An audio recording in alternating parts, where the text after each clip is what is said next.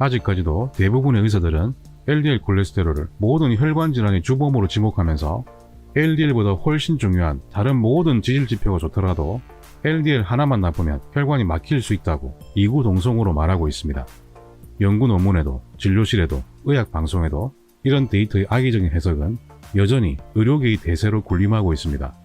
저탄수화물 시기가 방송을 통해서 수많은 사람들에게 알려지면서 엄청난 인기를 끌었습니다. 그런데 대한내분비학회, 대한당뇨병학회 등 총 5개 전문학회가 공동 입장문을 발표했는데요. 내용을 간단히 읽어보면 지방 중에서 특히 포화지방을 과다하게 섭취하면 LDL 콜레스테롤, 즉 나쁜 콜레스테롤 수치가 증가하면서 심혈관 질환의 발생 위험이 높아진다고 말했습니다. 좀 이상하지 않습니까? 다른 모든 지표가 호전되어도 LDL 하나만 증가하면 혈관이 막힌다는 겁니다. LDL에서 단 한 발자국도 벗어나지 않습니다. 지표 하나하나를 따로 보는 게 아니라 여러가지 비율을 통해서 전체적으로 분석해야 함에도 불구하고 여전히 전문가라는 사람들은 한결같이 LDL만 쳐다보고 있습니다. LDL 단독으로는 심혈관 질환을 잘 예측할 수 없습니다. 게다가 LDL 자체가 나쁜 것도 아닙니다.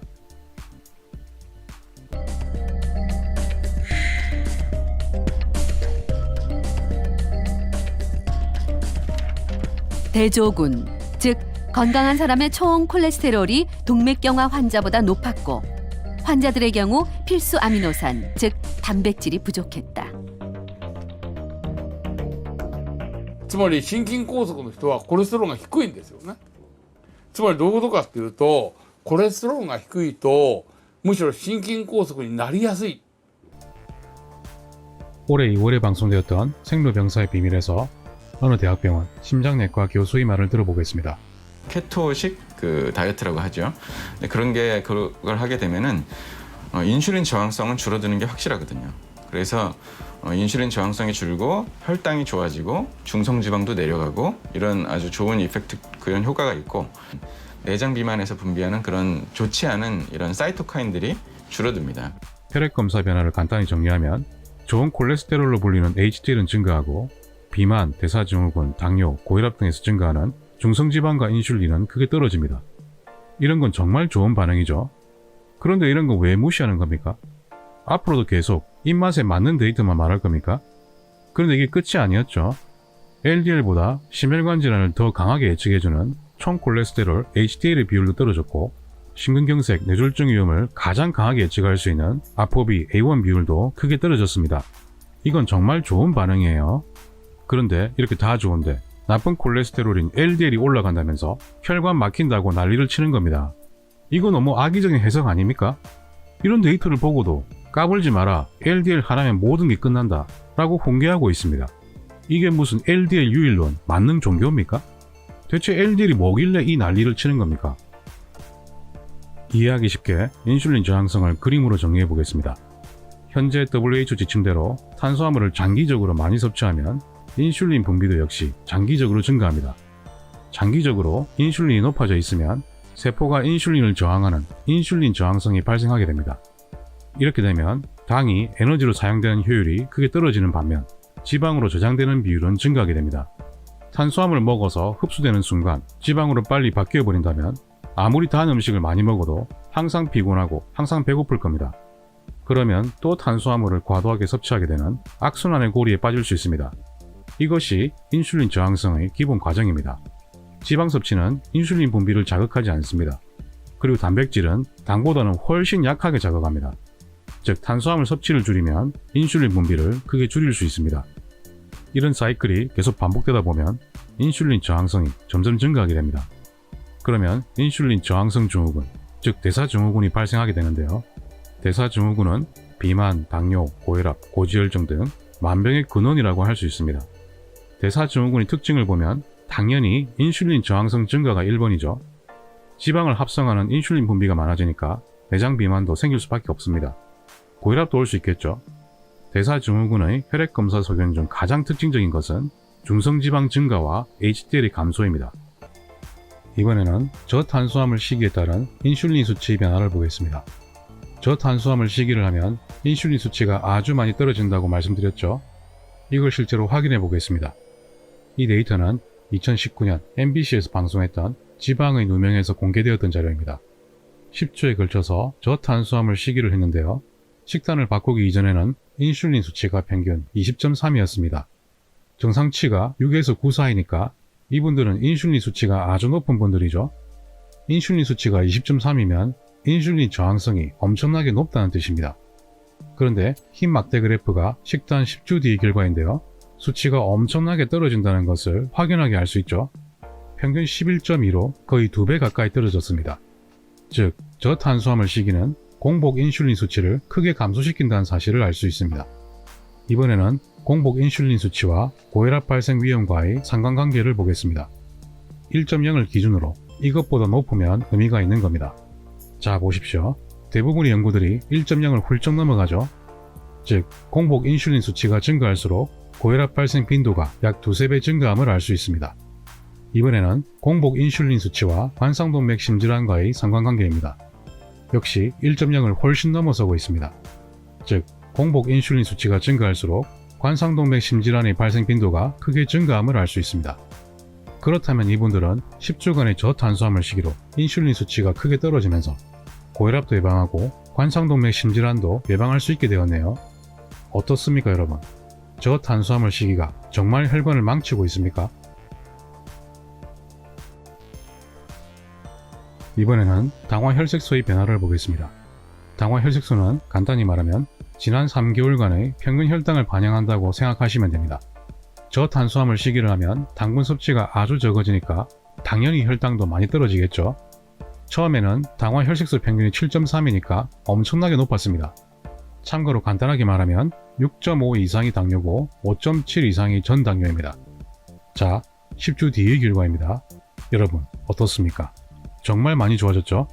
평균 5.5로 무려 1.8이나 떨어졌습니다. 당화혈색소 1.8이면 평균 혈당이 약 50에서 60 가까이 떨어진 겁니다. 이건 엄청난 거예요.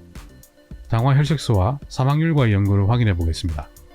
당화혈색소가 1% 증가할수록 사망률이 28%나 증가하네요.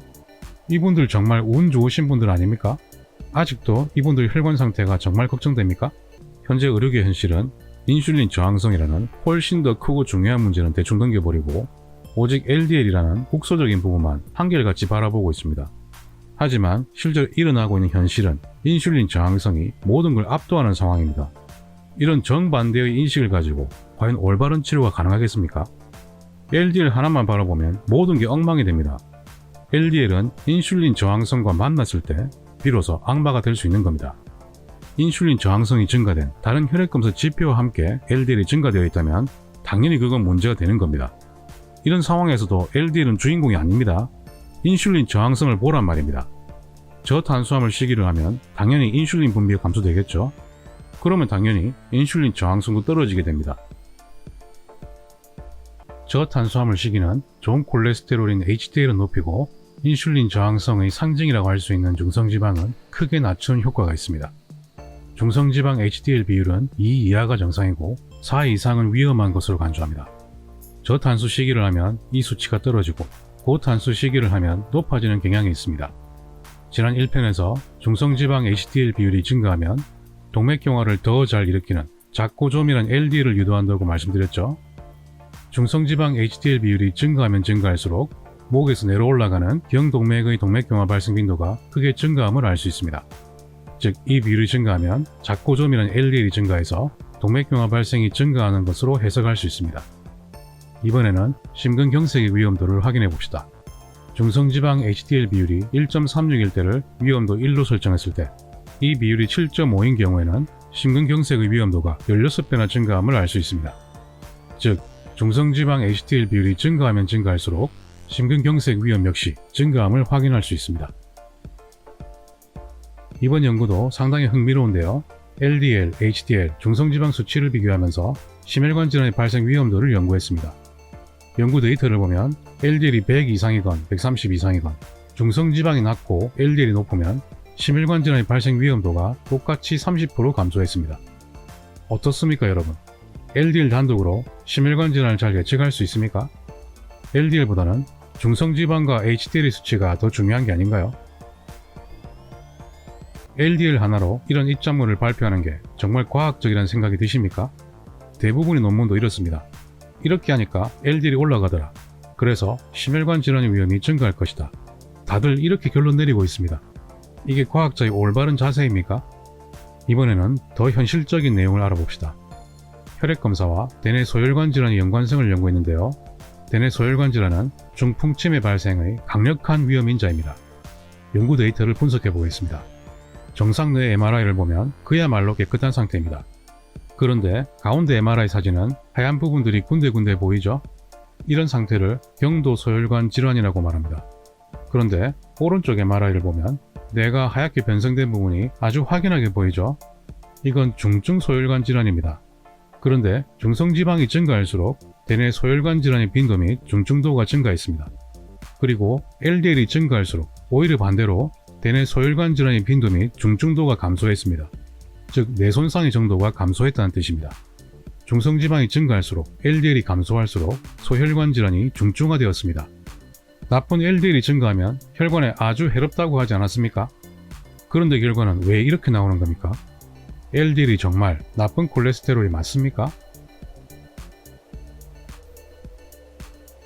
중성지방은 섭취한 지방보다는 대부분 탄수화물로부터 만들어집니다.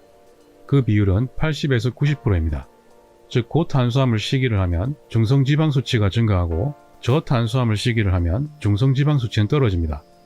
조금 전에 중성지방이 증가할수록 대뇌 소혈관 질환의 빈도와 중증도가 증가한다고 말씀드렸죠. 아직도 저탄수화물 식이가 두렵습니까? 그러면 실제 혈액검사를 보면서 지금까지 내용을 확인해 보고 있습니다. 이분의 당화 혈색소는 5.9로 전당뇨 상태입니다. 총 콜레스테롤도 257로 높은 편이죠. HDL도 33으로 낮은 편입니다. LDL은 129로 평범한 수치입니다. 이 LDL 수치가 과연 의미가 있을까요? 중성지방은 500으로 아주 높은 상태입니다. 하지만 이렇게 단편적으로 판단하는 것이 아닙니다. 이런 수치들의 비율 등을 보면서 전체적으로 해석해야 합니다. 지난 영상에서 탄수화물을 많이 섭취할수록 총 콜레스테롤 HDL 비율은 보통 증가한다고 말씀드렸습니다. 이 비율은 수치가 증가할수록 나쁜 겁니다. 이 비율은 LDL보다 심혈관 질환의 발생을 더 강하게 예측할 수 있는 지표입니다. 이 비율은 3.5 이하가 이상적이고 5 이상은 높다고 판단합니다. 이 표를 보시면 수치가 높아질수록 정상 LDL의 수는 크게 감소하고 비정상 LDL 수는 크게 증가함을 알 수 있습니다. 이 환자의 총 콜레스테롤 HDL 비율을 계산하면 7.9가 나오니까 5 이상을 훨씬 넘어서고 있죠. 이런 분들은 작고 조밀한 LDL이 더 많이 있을 것으로 예측할 수 있습니다. 그리고 중성지방과 HDL의 비율도 상당히 중요한데요. 이 비율은 2 이하가 이상적이고 4 이상이면 높은 겁니다. 이 환자의 비율을 계산하면 15.3이나 나옵니다. 이 비율이 높아도 작고 조밀한 LDL이 더 우세할 것으로 예측할 수 있습니다. 실제로 이 환자의 LDL 상태를 확인해 볼까요? 자, 어떻습니까? 작고 조밀한 LDL이 훨씬 우세한 것으로 확인되었습니다. LDL 수치가 높다고 나쁘고 낮다고 좋은 게 아니죠. LDL 수치만으로 판단해서는 절대 안 됩니다. 이렇게 전체적인 흐름을 분석해야 합니다. 이번에는 다른 분의 검사를 보겠습니다. 이제는 여러가지 비율 등을 보면서 전체적으로 해석해 봅시다. 총 콜레스테롤 HDL 비율을 계산하면 3.2가 나오네요. 3.5 이하면 정상 범위로 간주합니다. 그리고 중성지방과 HDL 비율은 0.48이네요. 2.0 이하면 정상 범위입니다. 당화 혈색소도 정상이네요. 이건 인슐린 저항성이 낮다는 뜻으로 생각해도 됩니다. 이 두 가지 비율이 정상이면서 인슐린 저항성도 낮다면 LDL 분해 검사 결과도 좋을 가능성이 아주 높겠죠. 자, 분해 검사를 봅시다. 크기가 크고 둥둥 뜨는 패턴 A형 LDL이 압도적으로 우세하죠. 이번에는 말초 동맥 질환의 연구인데요. 남자에서 말초 동맥 질환이 있는 경우에는 총 콜레스테롤이 약 196, 없는 경우에는 198로 별 차이가 없습니다. 여자에서도 질환이 있는 경우에는 약 215, 없는 경우에는 약 211로 역시 총 콜레스테롤 수치는 별 차이가 없습니다. 즉, 총 콜레스테롤 수치는 말초 동맥 질환의 발생과 연관성이 없었습니다. 그런데 여기서 중성지방 HDL 비율을 계산해 볼까요? 이 비율은 낮을수록 좋다고 했죠. 남자에서 질환이 있는 경우는 3.2, 없는 경우는 2.7로 질환이 없는 사람들이 비율이 좋죠. 여자에서도 볼까요? 질환이 있는 경우는 3.3, 없는 경우는 2.8. 역시 질환이 없는 사람들이 비율이 좋죠. 즉, 말초 동맥 질환에서도 역시 중성지방 HDL 비율은 연관성이 다시 확인되었습니다. 이제는 무엇을 봐야 하는지 명확합니다. 지금까지 연구를 종합해서 이번 임상 사례에 적용해 보겠습니다. 제 진료실에 40세 여성이 어지러움으로 내원했는데요. 이분의 혈액 검사 결과입니다. 얼마 전에 동네 병원에서도 피 검사를 했는데 내과 선생님이 위험하다고 당장 고지혈증 약 먹으라는데 결과가 정말 심각한가요? 라고 제게 물었습니다. 총 콜레스테롤 236, 중성지방 83, HDL 콜레스테롤 67, LDL 콜레스테롤 183이었습니다. 동네 내과 선생님 말대로 이 경우 고지혈증 약을 처방해야 할까요? 저는 이렇게 말씀드렸습니다. 중성지방이 83으로 100 이하이고 HDL도 67로 50 이상이니까 아주 좋은 수치입니다. 그리고 중성지방 HDL 비율 역시 1.23으로 최적 수치에 가깝습니다. 따라서 올바른 의학적 조언은 혈중 지단백 수치 비율이 아주 좋습니다. 고지혈증 약 복용은 전혀 필요 없습니다. 라고 해야 합니다. 이분은 프레이밍햄 심장연구소 소장을 역임한 저명한 윌리엄 카스텔리 박사인데요. 심장 전문의인 그는 연구 논문을 통해 이렇게 말했습니다. LDL 수치가 300 이상인 경우가 아니라면 LDL 단독으로 관상동맥 질환 위험을 예측할 수 없다. 그리고 총 콜레스테롤 HDL 비율은 총 콜레스테롤, LDL, HDL, 중성지방 단독보다 관상동맥 질환을 더 잘 예측하는 것으로 밝혀졌다. 이것은 프레이밍의 연구소 연구뿐만 아니라 다른 많은 연구에서도 확인됐다. 즉, 총 콜레스테롤 LDL보다는 중성지방 HDL 비율과 총 콜레스테롤 HDL 비율이 심장 발작을 훨씬 잘 예측한다는 뜻입니다. LDL에 집착할 필요가 전혀 없습니다. 2005년에 발표된 이 연구에서도 심혈관 질환 위험을 예측할 수 있는 지표로서 총 콜레스테롤 HDL 비율이 가장 강력했습니다. 역시 LDL 콜레스테롤은 예측 능력으로서는 꼴찌였습니다. LDL은 항상 꼴찌입니다.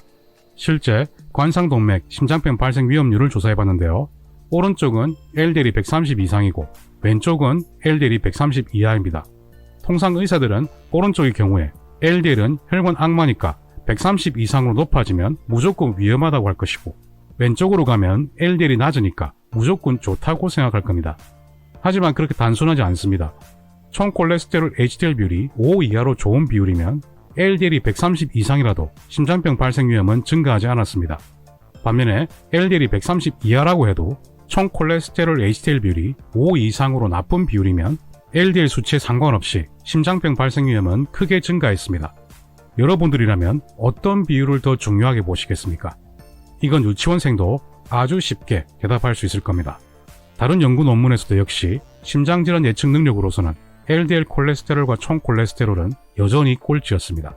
LDL은 심장 발작을 전혀 예측하지 못합니다. 아주 형편없는 예측인자입니다. 정말 중요한 예측인자를 봐야 합니다. 중성지방 HDL 비율, 총 콜레스테롤 HDL 비율, 인슐린, 관상동맥 칼슘 점수, 호모시스테인 등은 아주 훌륭한 예측인자입니다. 심장 전문이라면 이제 이런 얘기를 해야 합니다. 뭐가 정말 중요한지, 어떤 라이프 스타일을 해야 할지 바로 이런 예측인자로부터 결정되기 때문입니다.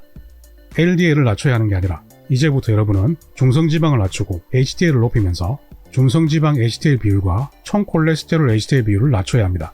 그리고 인슐린을 낮추고 관상동맥 칼슘 점수를 낮춰야 합니다. 그리고 그 무엇보다도 중요한 호모시스테인 역시 낮춰야 합니다. 호모시스테인을 낮추는 방법도 이 영상을 참고해주세요. 이렇게 진짜 중요한 원인을 알아야 문제를 실제적으로 해결할 수 있습니다. 이제 LDL 같은 썩은 동아줄을 잡지 마시고 정말 중요한 문제를 해결하시면서 여러분의 소중한 혈관을 건강하게 지키시길 바랍니다. 그러면 닥터3는 다음에도 더 나은 영상으로 찾아뵙겠습니다. 제 영상이 마음에 드셨다면 좋아요, 구독 꼭 눌러주십시오. 닥터3는 여러분의 건강을 응원합니다.